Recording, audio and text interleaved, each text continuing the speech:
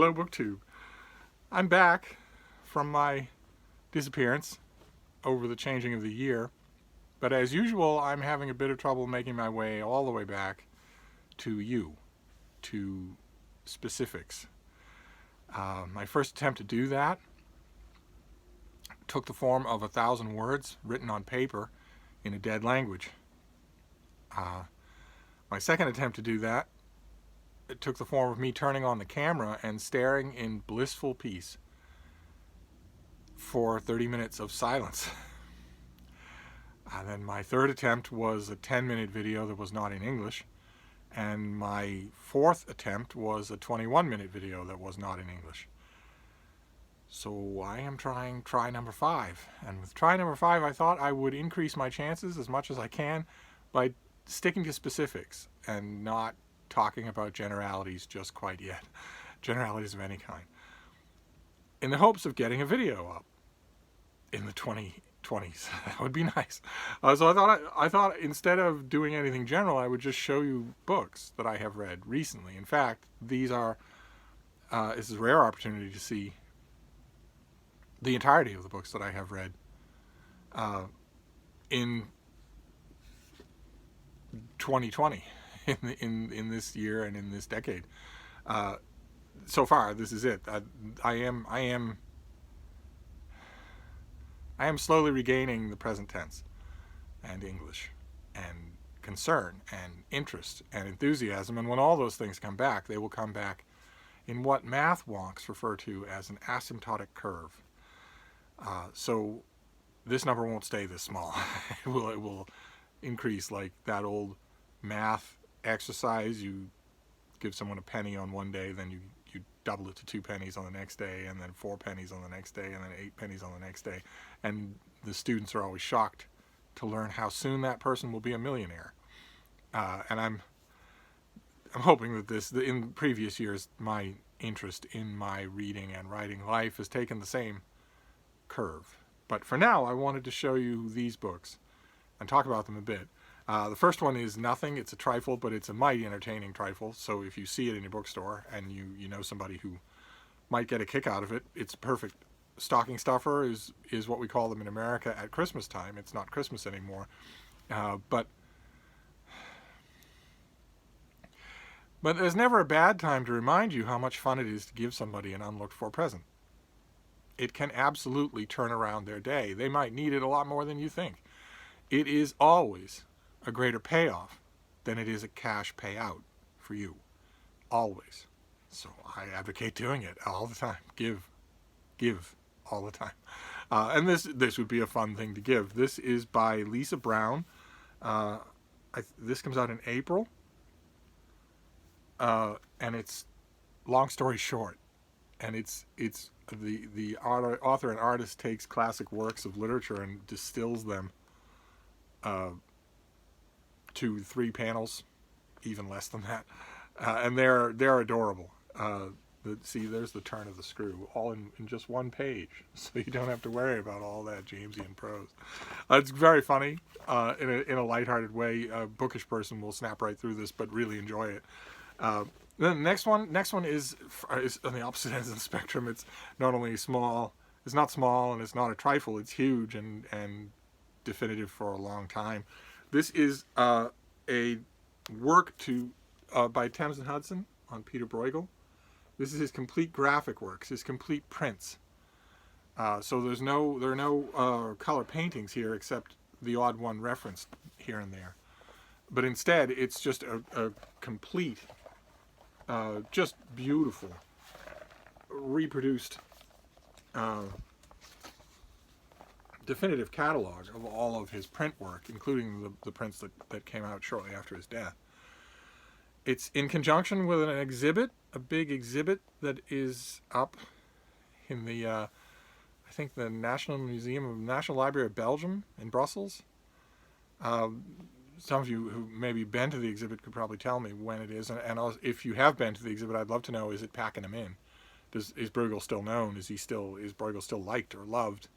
I think he's fantastic, and so I went through this, and as with all catalogs like this, it's a lot more than just the pictures. It's the foremost Bruegel experts of the day weighing in on the importance of certain elements of his artwork or details of certain pictures. In this case, a great deal of very pleasing emphasis is put on the mechanics and the finances of his work. You tend to get that with catalogs of print work as opposed to catalogs of great big color paintings. you tend to get that more with the stuff that was made for explicitly commercial reasons. Although, show me a full color painting anytime in the history of art that wasn't made for fully commercial reasons. But nevertheless, it's easy to abstract big, gorgeous, famous paintings, whereas it's less so with the prints. I thought it was fantastic. The only work that I currently have on this artist. Then the next one is a kid's book, and it's a sequel. It's a sequel to at least 2 previous books that I have loved. This is by Jory John and Peter Oswald, and it's The Cool Bean. The sequel to The Bad Seed and The Good Egg. And it's about a bean who identifies, not my bean, but a bean who identifies with the cool beans at school. I'm sure you know them, right?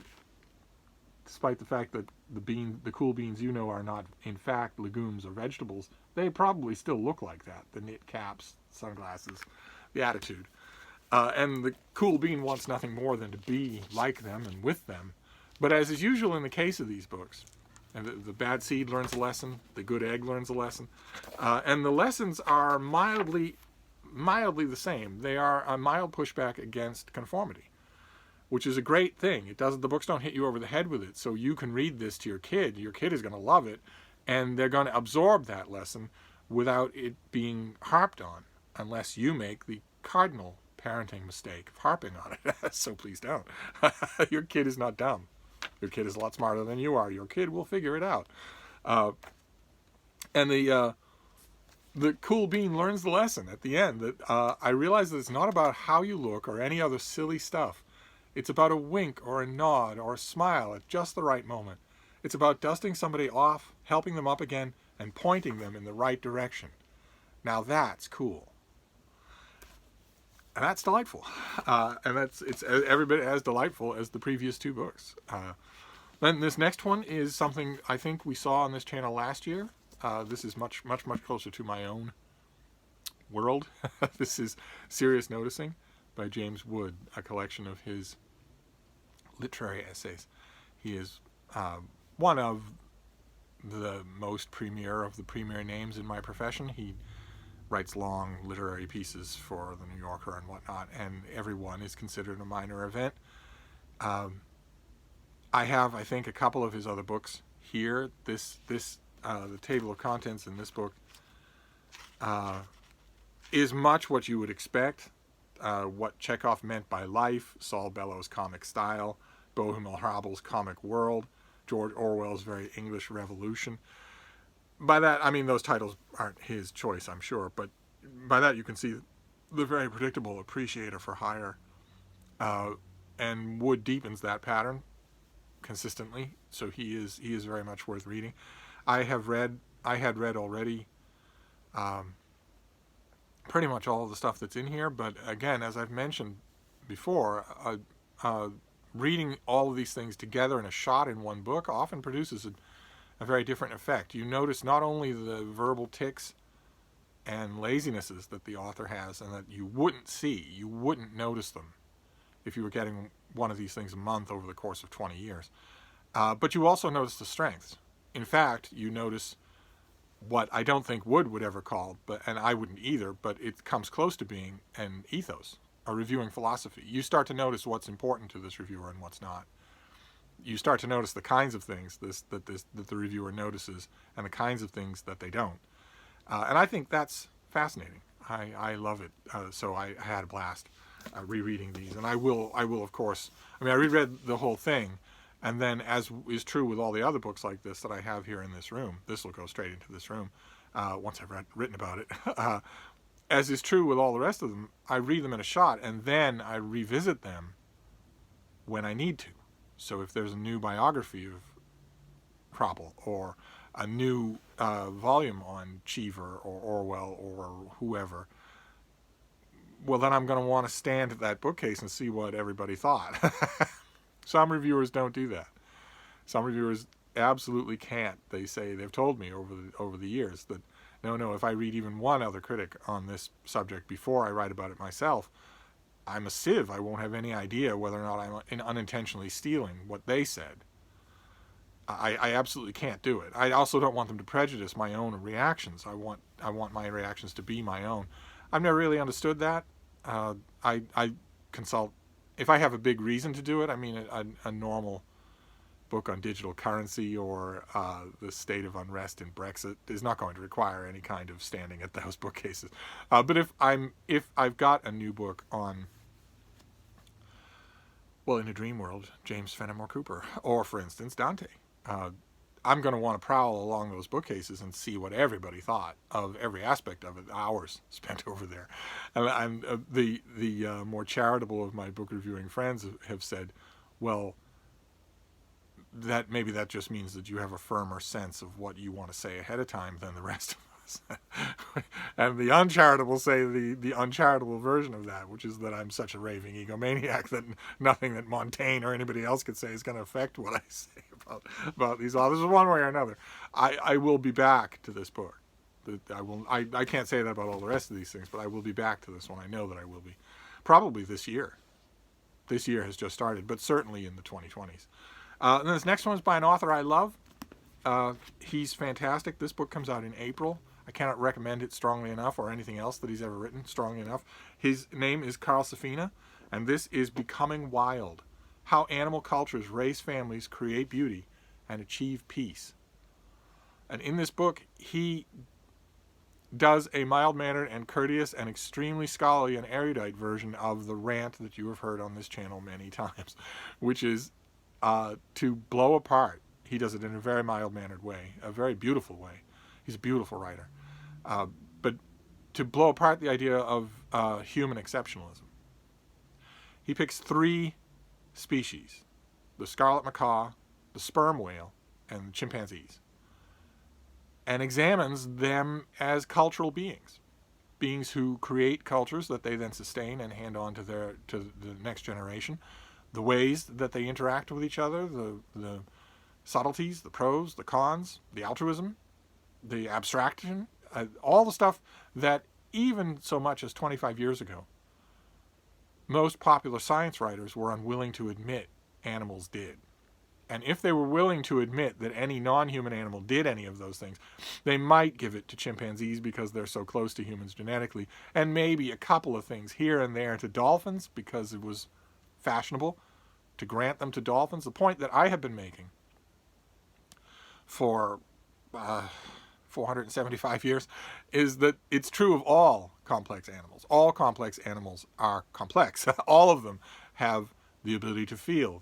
All of them have the ability to suffer and to remember suffering. All of them have the ability to want to protect their loved ones from suffering.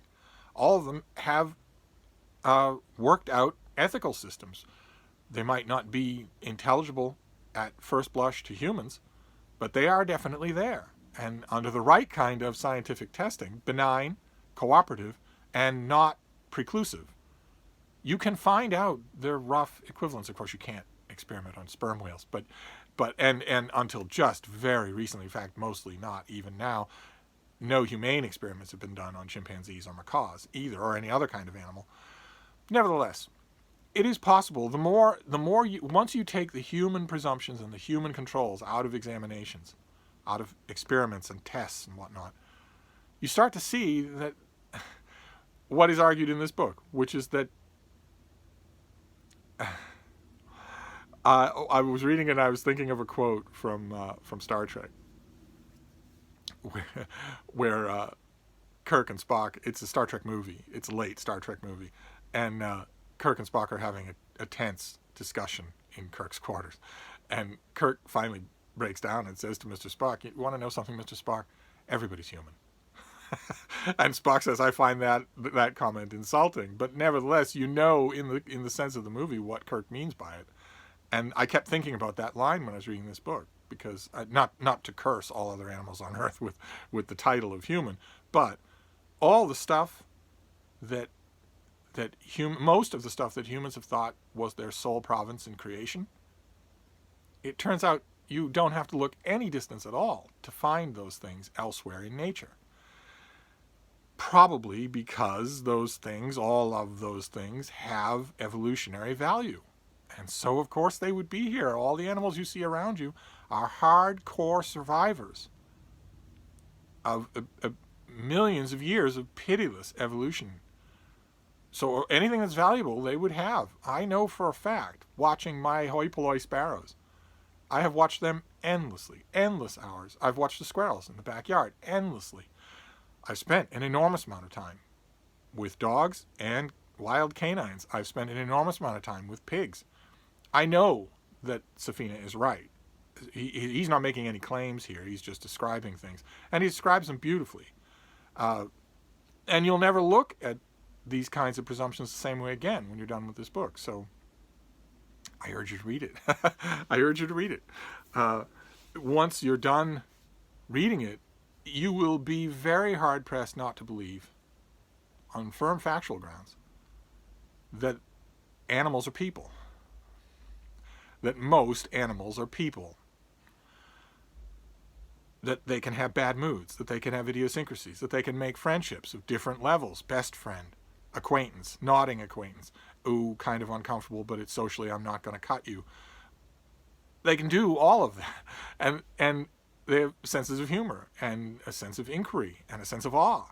And if they have all those things, then who cares how they do on a standardized test?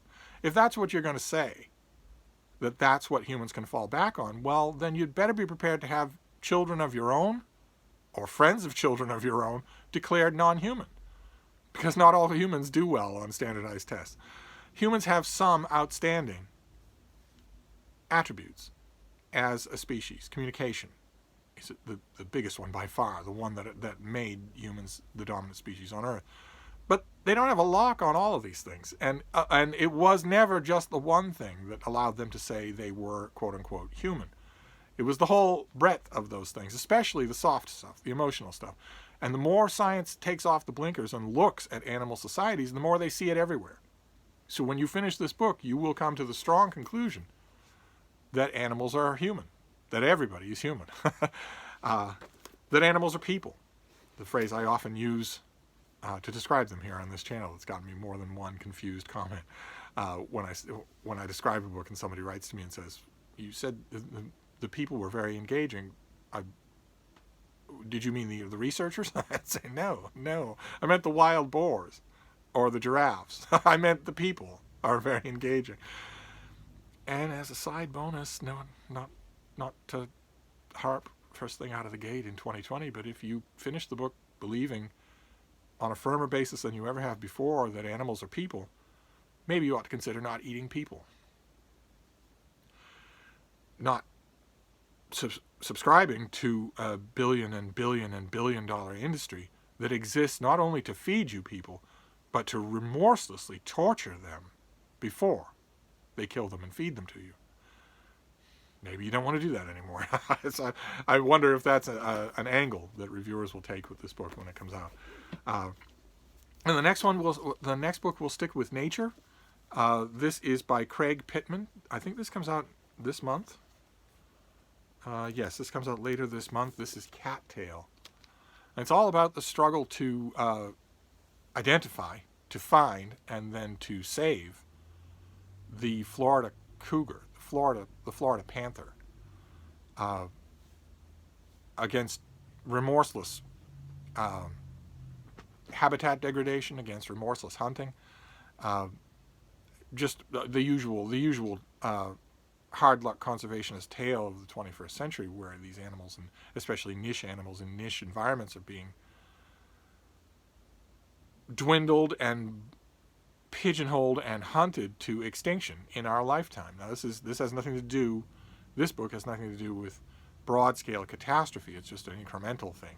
We're seeing broad scale catastrophe in Australia right now, where in addition to the countless human tragedies that have been coming to light and will be coming to light, there are even more animal tragedies. It's a swath of destruction going through Australia right now.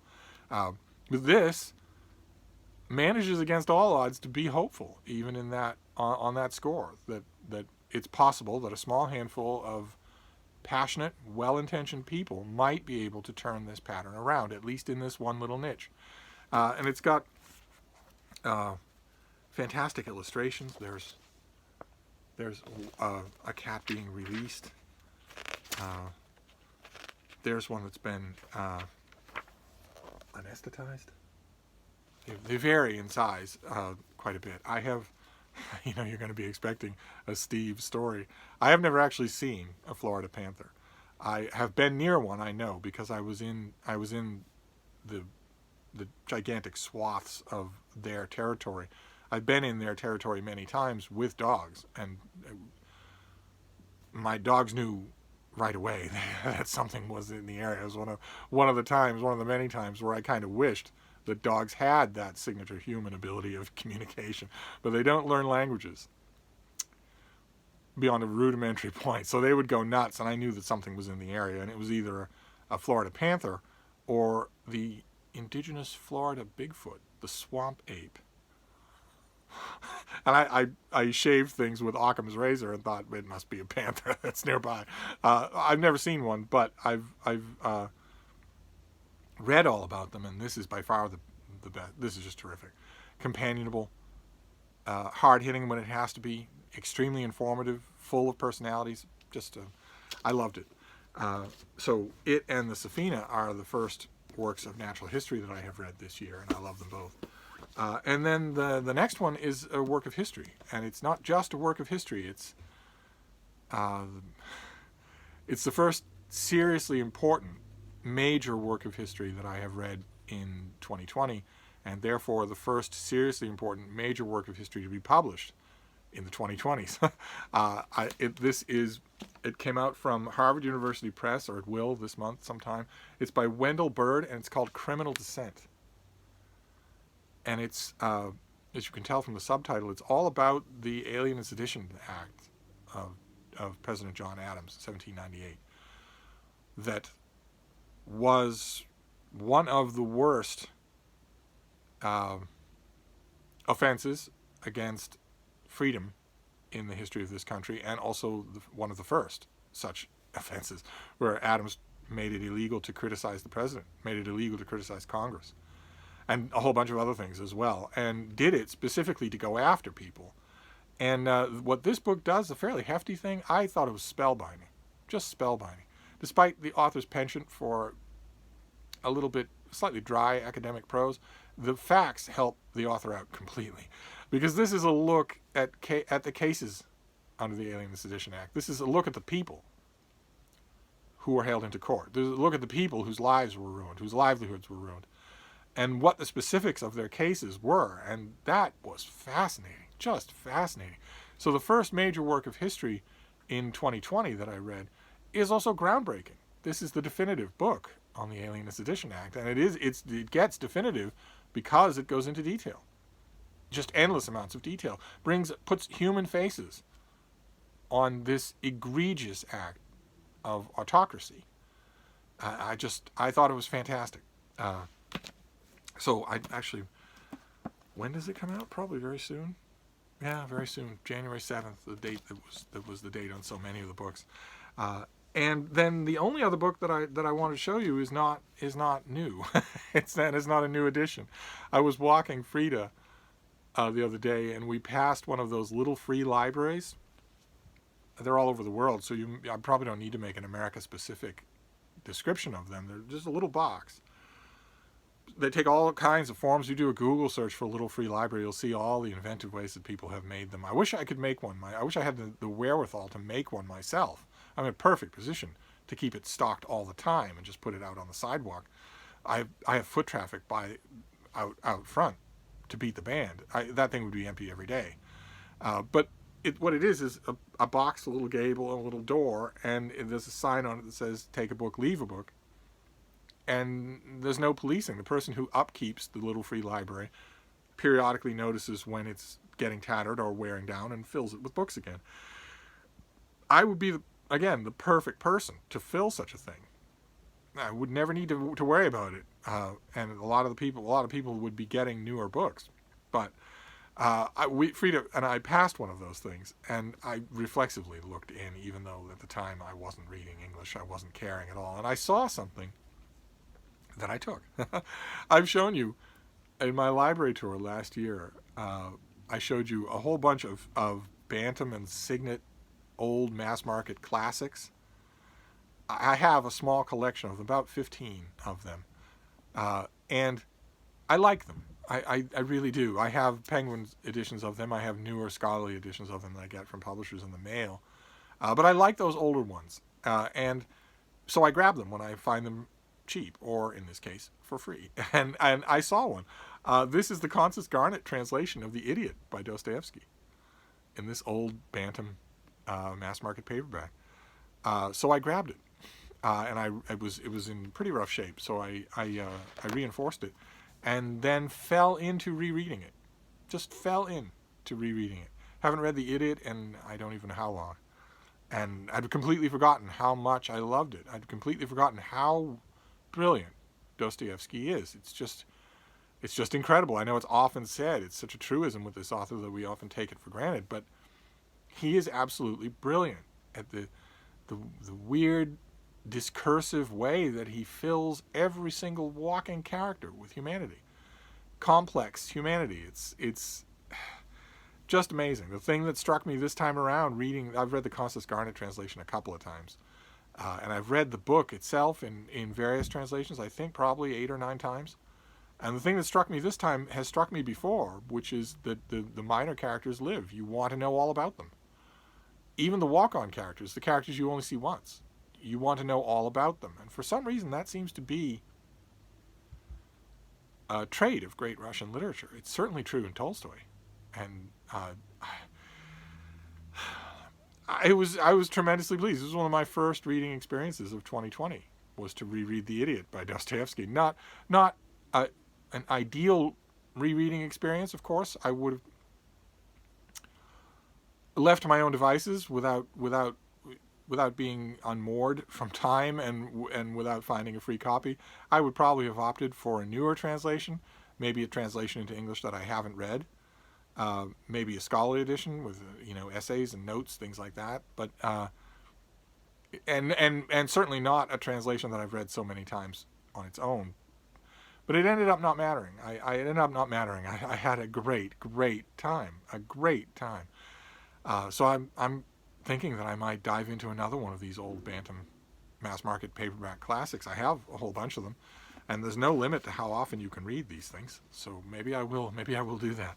But anyway, as far as I know, as far as I can tell, I have stayed in English this whole time.